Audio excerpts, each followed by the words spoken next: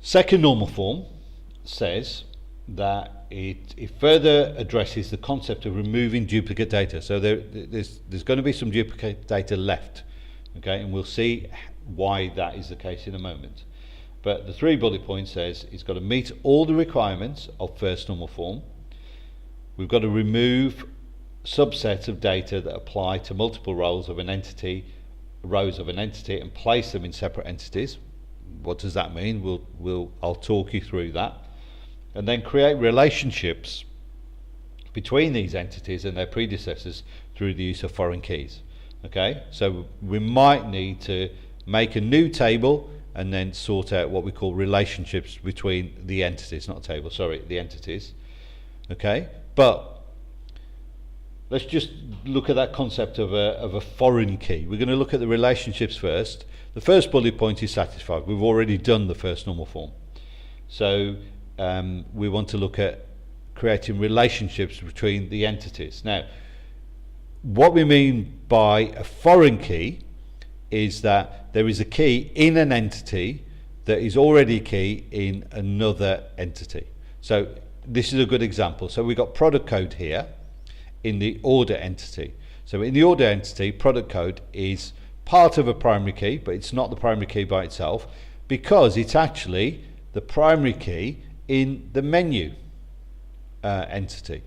So it's primary here, but it's used in order, so that makes it a foreign key. A foreign key just means that we can use a key in one entity that's a primary key in another one, and it makes sense that it's a primary key, so that this product code that we've got in order should only point back to one product code in the menu entity. Likewise, company name is also a foreign key. It's a foreign key because it's a primary key in the customer entity. So again, that makes sense. If we've got a customer name here, we only want it to point back to one unique company name in the customer entity. Otherwise, it wouldn't work, would it? So we wouldn't be able to do the lookup if we had to choose from 3 which have got the same entity, so same primary key. It wouldn't work. We can't do that anyway. Okay, so a foreign key is that. Now, second normal form, we only need to look at entities which have got more than one attribute in their primary key. So we don't need to look at menu, that's already in second normal form. We don't need to look at customer, that's already in second normal form.